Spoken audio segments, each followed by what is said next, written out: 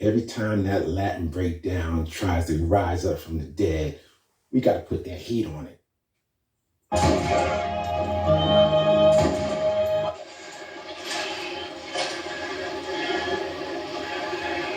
I didn't kill much. Some things need getting rid of. Now, first of all, the term doubling down can be used in different contexts. It could refer to someone who increases their efforts to achieve a goal or complete a task. It can also refer to someone who can strongly defend their position with facts, logic, or reasoning. But then there are those who cannot or will not acknowledge that they may be wrong or at fault. And the psychological trait of disagreeableness is a common characteristic associated with narcissism. And doubling down in the context of being disagreeable involves persistently maintaining a position, often to the point of stubbornness. This is whenever faced with honest feedback, opposing viewpoints, or even contradictory evidence. They won't accept new information, they don't acknowledge their mistakes, and can often go through incredible mental gymnastics, engage in nonsensical word salad, just to avoid being seen as being wrong.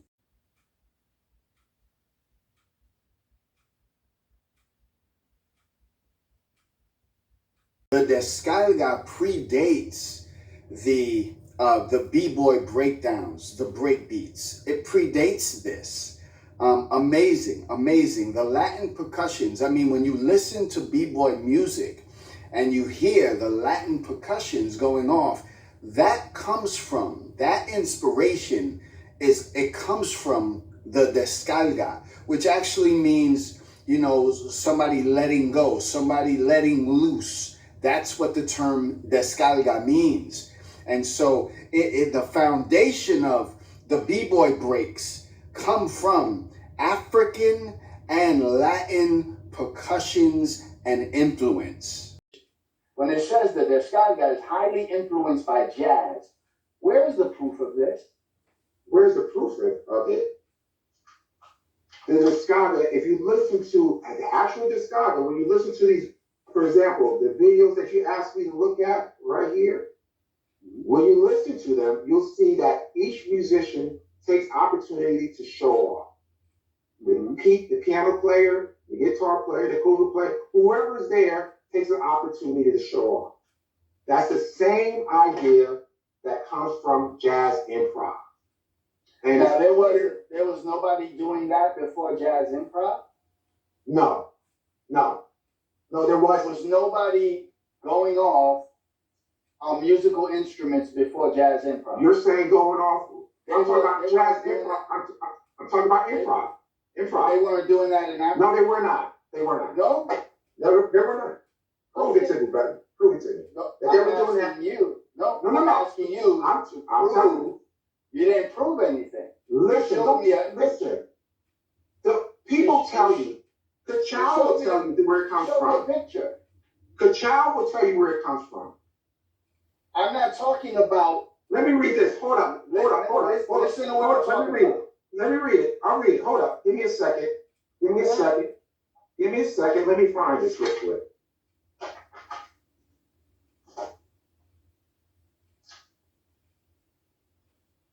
Give me a second. I gotta go back in my notes here. From the Latin Jazz Network. All right? The album, not the album, but the title is Kachao Cuban Jam Session in Miniature Descargas. Where do you think the word jam comes from? Oh, okay. Go ahead. Where did that come from? Tell me. No, you tell me. I'm asking you. I don't know. You got African American vernacular. African American vernacular. So why are Cubans using African American vernacular? Why? Okay. They're speaking Spanish, and it's so jam is a Spanish word. Jam. No, Spanish descarga. Descarga is a Spanish word. Is jam a Spanish word? No, descarga is. Why are they using the word jam? Who said they were? That's the definition that's given. I got the article right here. What are you talking about? In Havana, Cuba in 1918, into a family of musicians and composers, which now counts over 40 bass players. A child prodigy, he made his debut with the Havana Philharmonic at age 12, playing bass while standing on a wooden box. In the 1930s, while playing with the renowned Antonio Arcaño y sus Maravillas, he wrote in collaboration with his brother Orestes, also a member of the orchestra, over 3,000 danzones, producing at times a staggering 25 compositions a week. In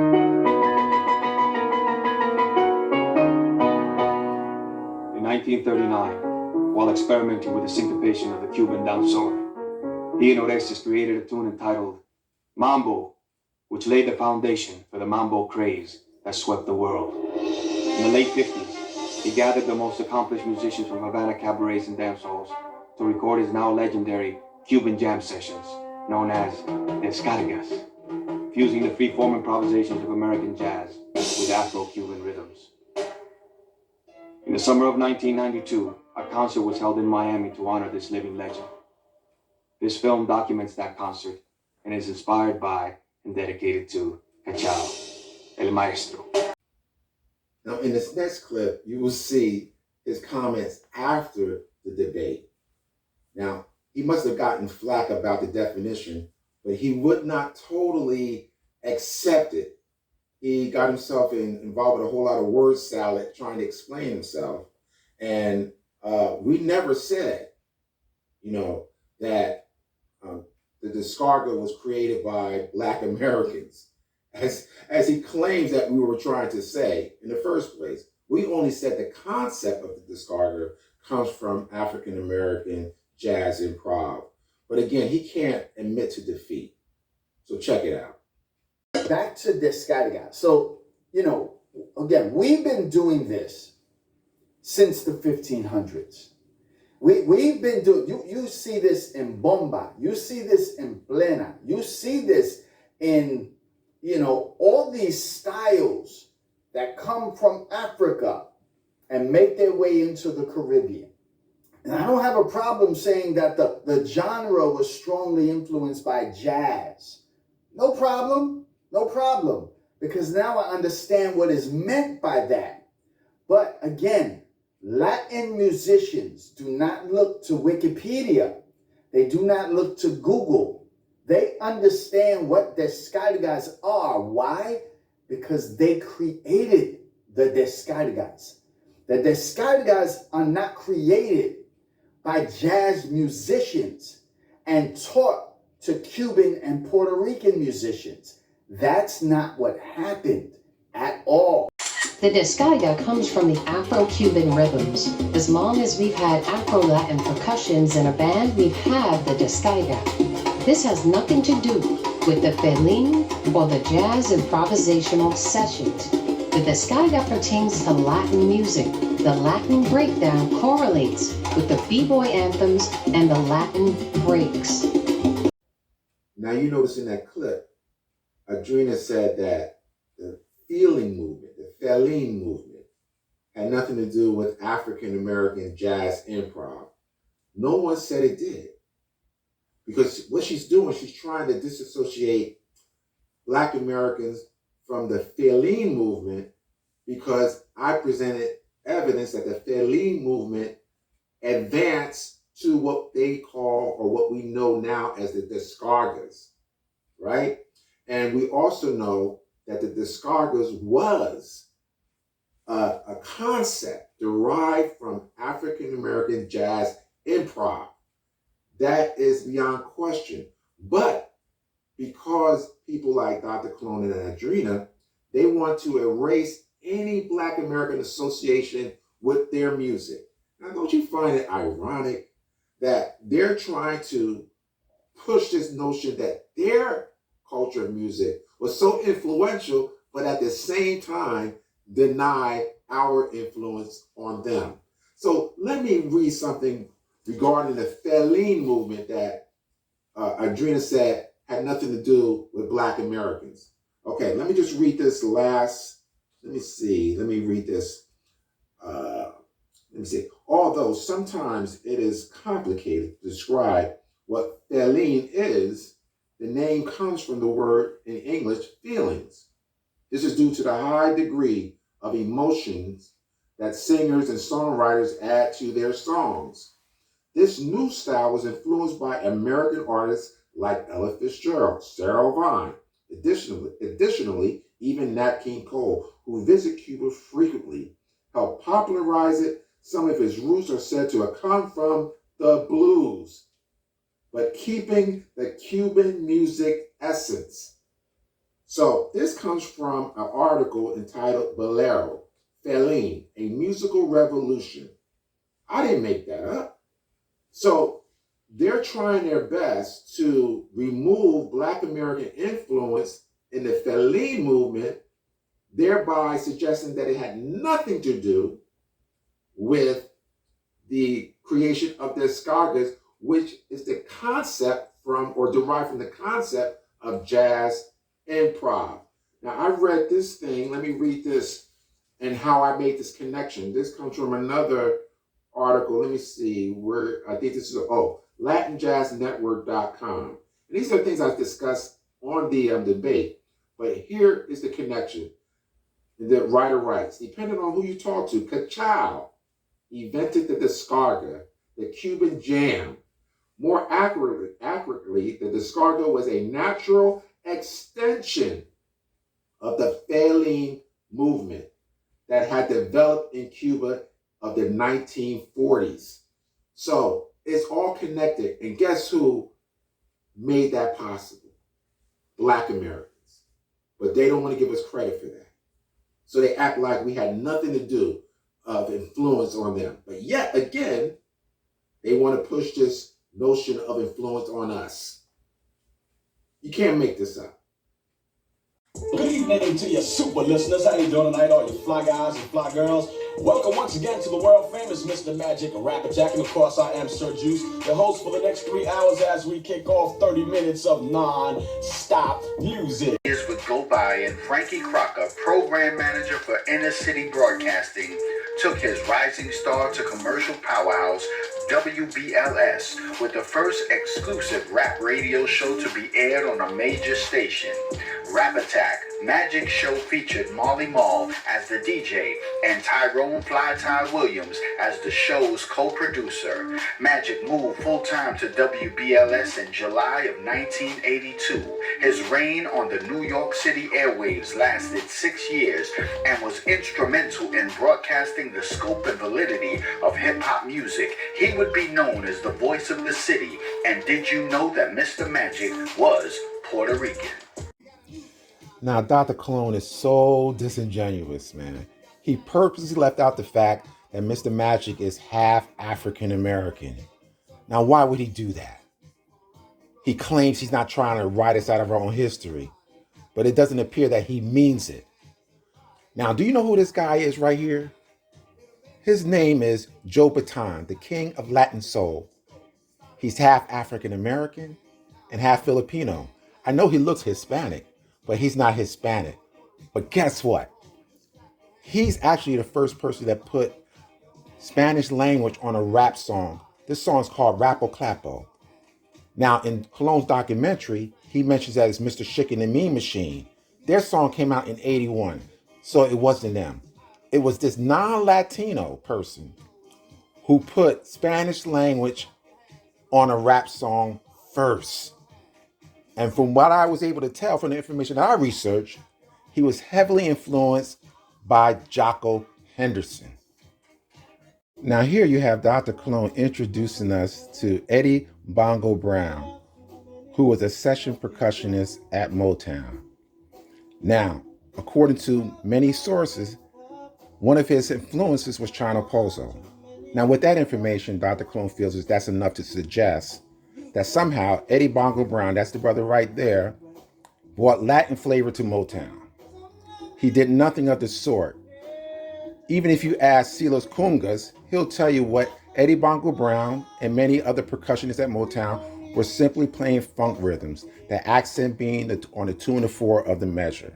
All right? Now there's another person who was also a percussionist at Motown. Her name was Bobby Hall. Now, I want you to listen to her as she describes what the role of the percussionist was at Motown. Hello, I'm I'm hearing all those parts, all those conga parts coming loud and clear. It was just so integral to the track. The minute I hit the drums, I'm playing the part, I'm playing the chord changes, I'm playing to lead something in. Well, that's what drummers do, is that they're an accompanying instrument. Yeah. So we are in our DNA is making somebody else look good. Right. Support. We support it. We take our marker and we underline it and bring it out, whatever they're saying. We cannot talk about hip hop and the breaks without talking about the godfather of soul, James Brown. The quintessential b-boy anthem, Give It Up and Turn It Loose, is loved by both rockers and breakers alike. The conga player on Give It Up and Turn It Loose was John Griggs. Griggs previously played with Latin greats such as the Larry Harlow Orchestra, the Fania All-Stars, and Ishmael Miranda. So Griggs was familiar with Latin rhythms. In the obituary of John Talib Griggs, we read the following statement. He began playing at nightclubs in Newark and New York. He was called the master of percussions. One night at the Apollo Theater, some musician mentioned John to James Brown. James Brown told him, "I like the way you play. Go home and get your conga drums." He told the band, "We need ourselves a conga player." In songs like We Got to Change, we can hear the guaguango rhythm. 1, 2, 3, 4.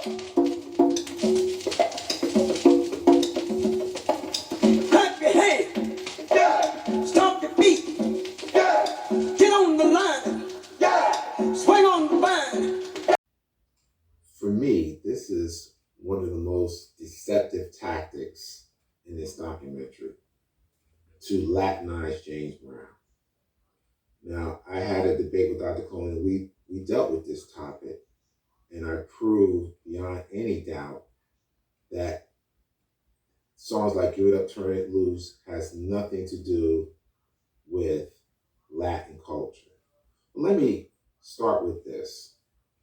Adrena Casa in this video suggests that John Griggs played with the Fania All-Stars and played with Ishmael Miranda in the Orchestra Harlow. The way she phrased it, she made it appear that Johnny Griggs played with 3 different groups. In reality, there's only one documented situation where Johnny Griggs played with a Latin band, and that is with the combined group of Ishmael Miranda and the Orchestra Harlow, not separate as Adrena alleged in that clip. Okay, now what she failed to tell you in that particular description of what Johnny Griggs did, he did not play congas on that particular project. He played a percussive instrument. It's not known what he played, but it wasn't congas, and he sung some background music. Now, as it relates to the Fania All-Stars, there is no evidence to suggest that he ever played with the Fania All-Stars. Now, the only reason why they might say that, there's 2 reasons. Matter of fact, let me just talk about the 2 instances where one can draw that conclusion without any facts to back it up. Okay, let's start with this article in the Star Ledger, North Star Ledger, that spoke to the situation where Johnny Griggs was an elderly person living in a nursing home, and they had a celebration. I think it might have been his birthday. But anyway, everybody, all the residents got together, played some music, brought some congas out, and Johnny Griggs was playing, and people just reminiscing about his past and who he played with and things of that nature. And it's alleged in the article that it's not a quote by Johnny Griggs, but someone referenced and said, "Oh, he played with the Fania All-Stars." Now, could he have played with the Fania All-Stars later? Maybe. Now, there's another instance where in 1974, there was a big fight between Muhammad Ali and George Foreman. It was called the Rumble in the Jungle. And before the fight, they had a concert. And the Fania All-Stars were invited along with James Brown. It was a big, concert before the fight. And so they were both in the same building, if you were. And so, but there's no evidence at all that they actually played together. So it's misleading, and it's designed to be misleading. So they can never produce any documentation that suggests that Johnny Griggs played with the Finding All Stars. And again, let me reemphasize, he did not play conga for Ishmael Miranda in the Orchestra Harlow. Okay, let's get that straight. Now, let's go to this whole idea of the guanguancó rhythm, and we got to change. There is no evidence that that is a guanguancó rhythm. Cologne, or in this case, Adrena, is suggesting that because they need to Latinize James Brown. Now, the guanguancó requires a 3-2 or 2-3 clave rumba rhythm or sonotuno rhythm. Now, in We Got to Change, you don't hear that at all. And what I mean by that, you have to hear that. You have to hear that in the song to even call it guaguancó. And it's not there.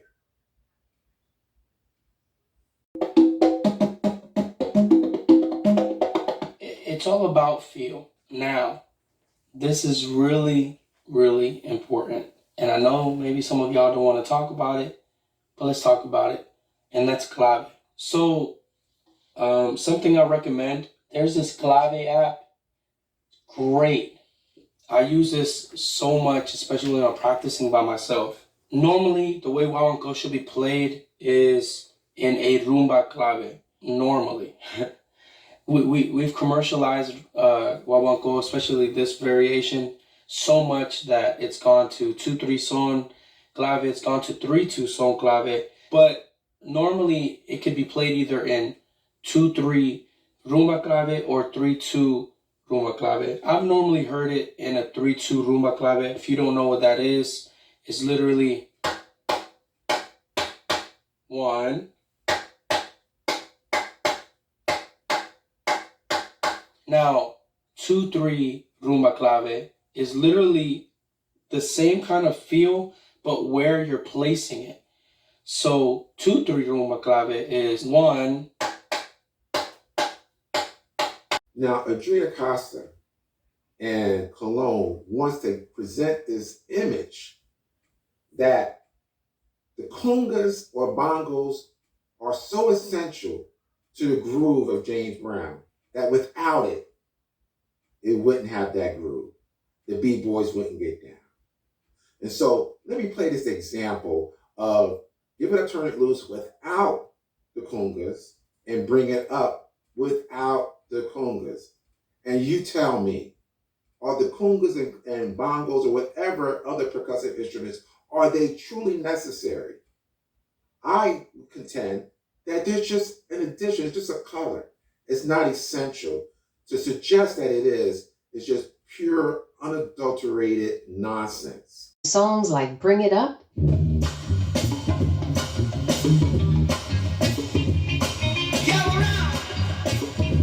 Clap your hands. Come on again.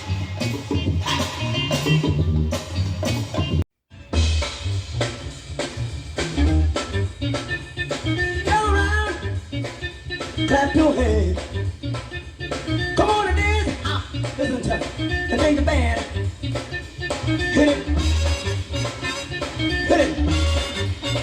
and Give It Up and Turn It Loose. Hey, stop the beat in the jungle, brother. In the jungle, brother.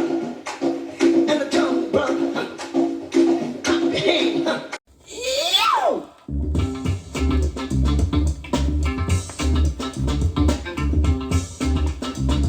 Baby, give it up, turn it loose.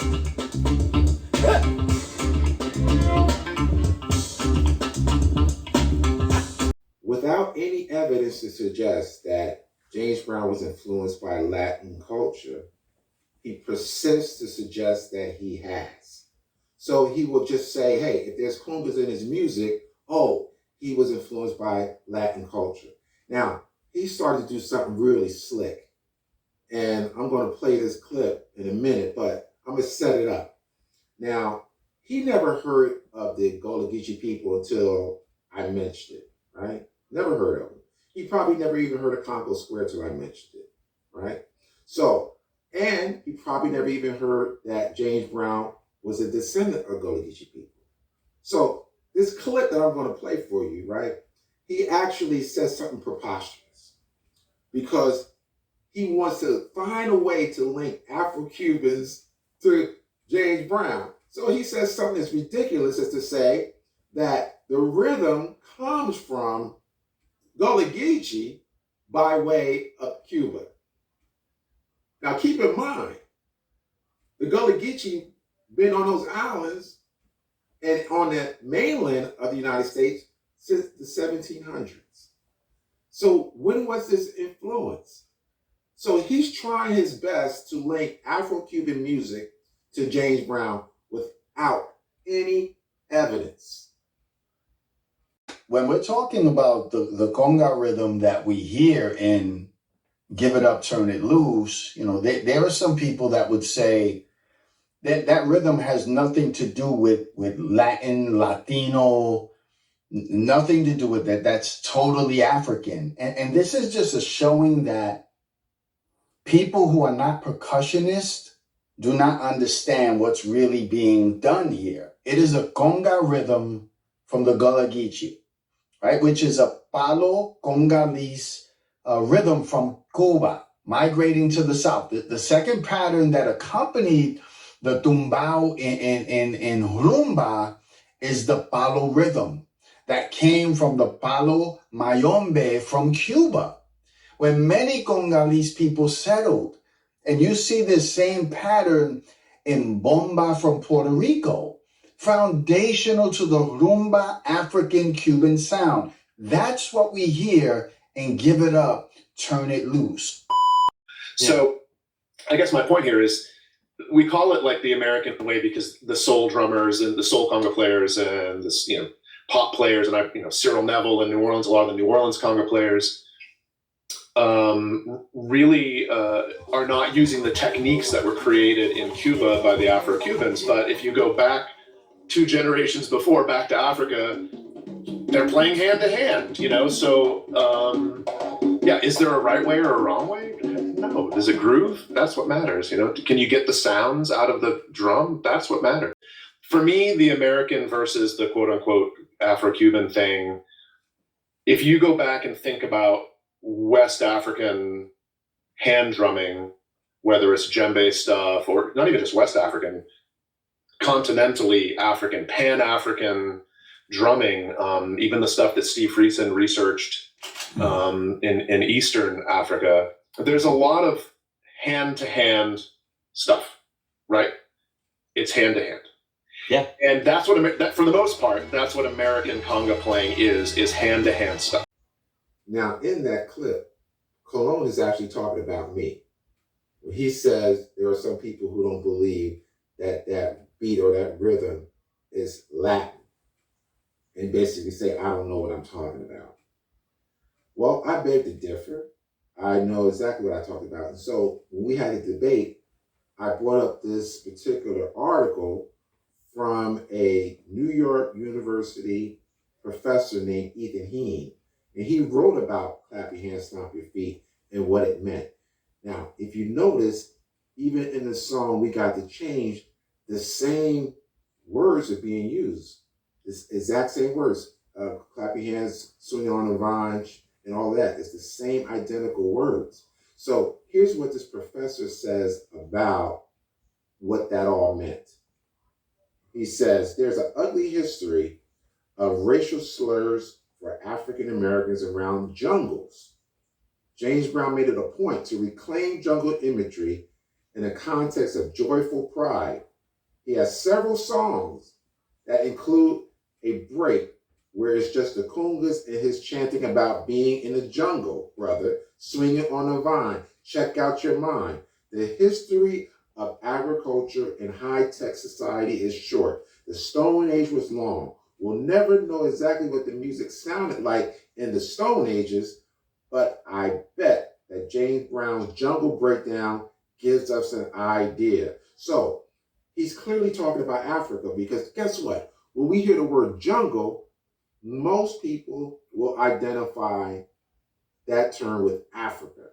The rumble in the jungle, George Foreman, Ali fight, swinging on the vine.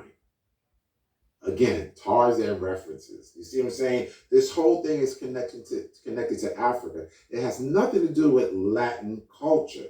But Cologne needs to Latinize James Brown, so he's going to avoid or disregard things like this. You know, experts like this particularly. This guy's an ethnomusicologist, so he knows what he's talking about. So I just want to clear that up. So there's no question in my mind that James Brown is talking about Africa, you know, because he was tired of the imagery or the negative imagery of Africa and its association with Black people. What did Puerto Ricans bring from Puerto Rican culture? Well, you know, I have family. My family has traditionally been of the Yoruba religion, and those are all about African rhythm. So my family was bringing African culture to New York City through the religion and through the playing of the percussion, which reminds me of, you know, bongo rock and all those records that were, you know, break heavy. You know what I find so interesting in this hip hop discussion is that Latinos know very little about Black American history. So much so that they believe that every time you hear congas or bongos in our music, they assume that the connection is to them.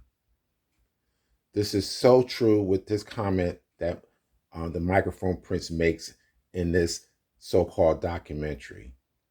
They have no concept of what happened in the late 60s and early 70s among Black Americans nationally.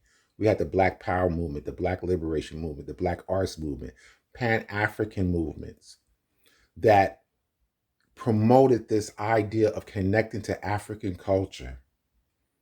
So I should say the Microphone Prince is off base, but that's, you know, it's not his fault, because a lot of individuals are not aware of this history. So remember, earlier in this particular debate, he was honest. He said it was New York Black culture. For those who haven't heard him say that, let me remind you. During that time, there were Puerto Ricans, Tito, Chase. I just saw a video that said that Grandmaster Caz said that there was no Puerto Rican in hip hop. His DJ was Puerto Rican, so. But now, mind you, it wasn't Puerto Rican culture. It was New York Black culture. And us Puerto Ricans who were there, we were Black. That's it. You know, it wasn't like we were coming out there with the, you know, fucking guayaberas and shit, you know, rhyming in Spanish. We was doing what the brothers was doing. That's it. We brothers too. So it wasn't Puerto Rican culture. We didn't come from Puerto Rico with that shit. We was here. And so I continued the culture that I learned. Nevertheless, the effect of the Equal Rights Law on the Black population was immediate. They began to flaunt their African origins with a new fierce pride. African music, African dancing became a cult pastime.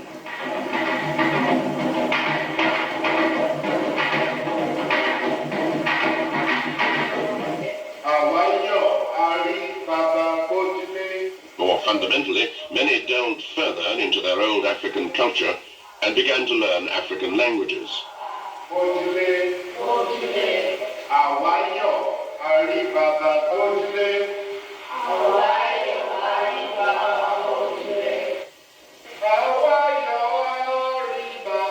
Soon, however, other voices raised doubts about the value of such exercises. It was pointless, they argued, trying to assimilate African customs. American blacks were, after all, American.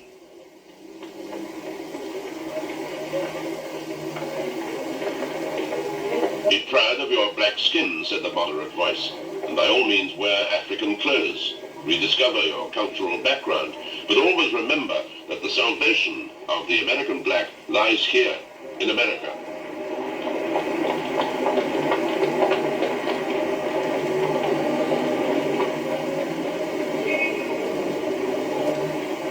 out of this argument arose a new pride and a new slogan. Black is beautiful. A powerful, emotive cry, as writer Frank Hercules explains. It is, I think, the most revolutionary incident in the history of black Americans. And I speak of the slogan, black is beautiful. Not all the bullets, not all the bombs, not all the speeches, not all the movements, not all the marches have had quite the same effect in transforming the consciousness of black people in America as this slogan, black is beautiful.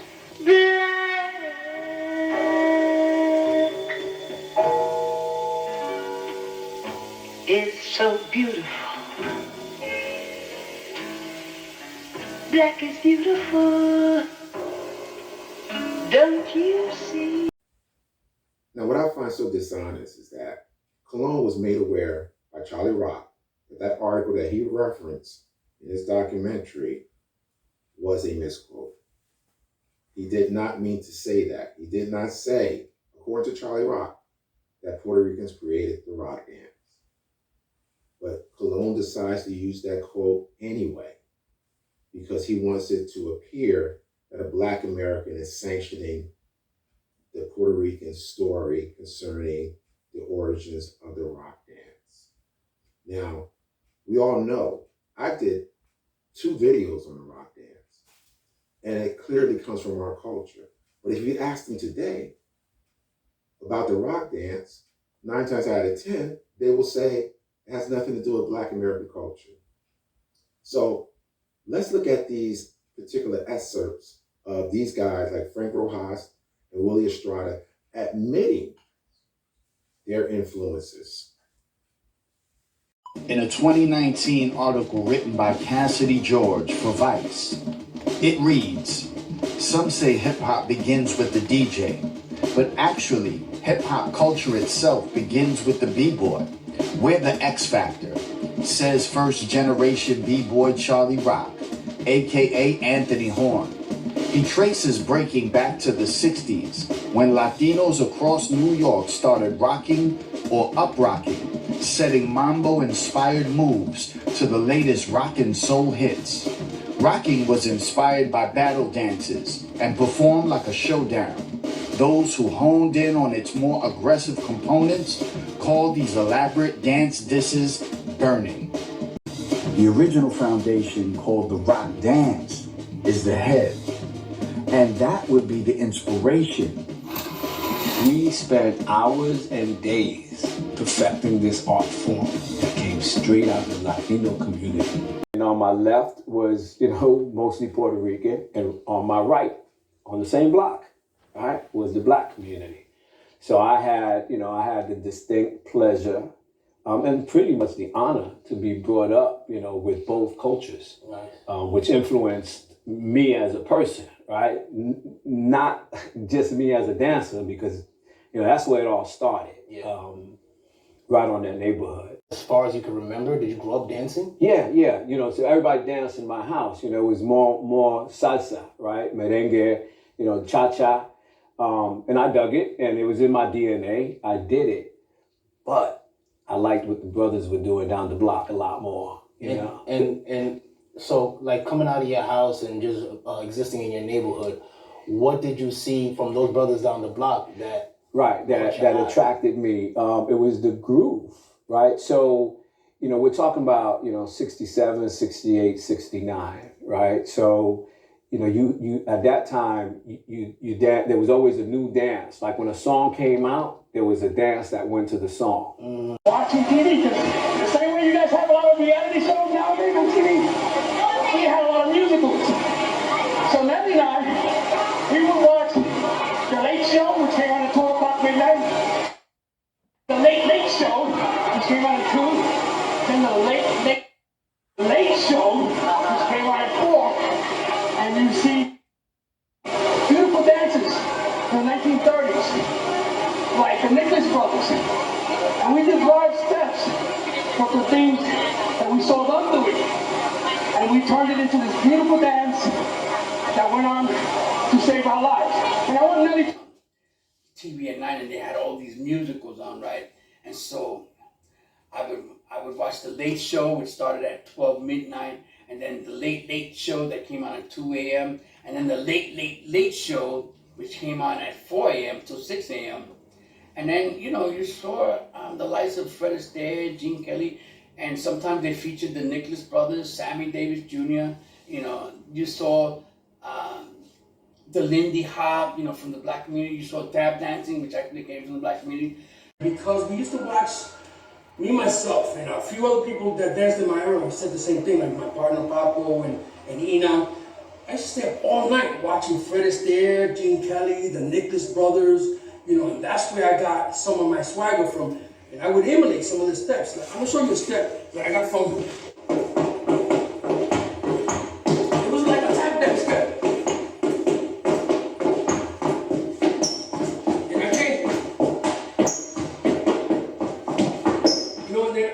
Playing around with it, that's where I started doing this shit, you know? And then when we started doing it,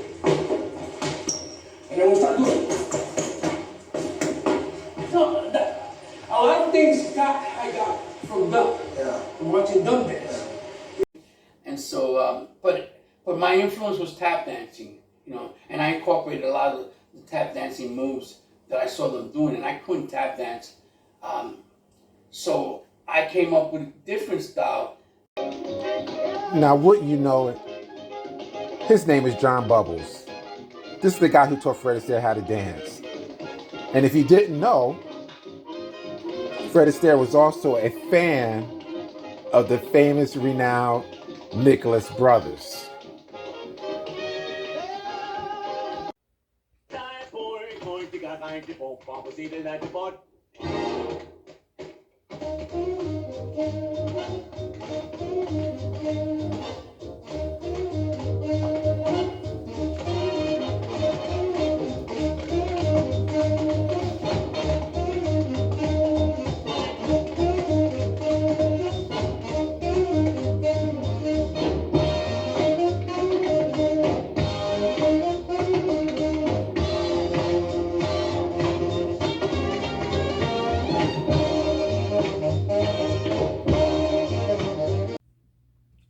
You know, I keep hearing people like Cologne saying they influenced us, right?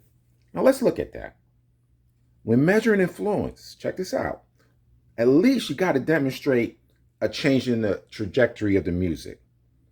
Now, when it comes to Afro-Cuban jazz, or if you want to even call it Latin jazz, the trajectory of jazz didn't change. Those genres, right? They're just merely a branch off the Black American music tree. Now, Whit Marsalis said this best. He said, in order to have jazz, there have to be three elements involved. He said, improvisation, swing, and the blues. Now tell me, how did Latinos influence that? No matter what narrative Cologne and his minions come up with, they will never, ever change Black American music history. You see, proximity, right, to us does not equal co-creation of hip-hop or any of our genres. You guys have always been participants in our culture, and I expect you will always be. Please share, thumb up the video, subscribe. Peace.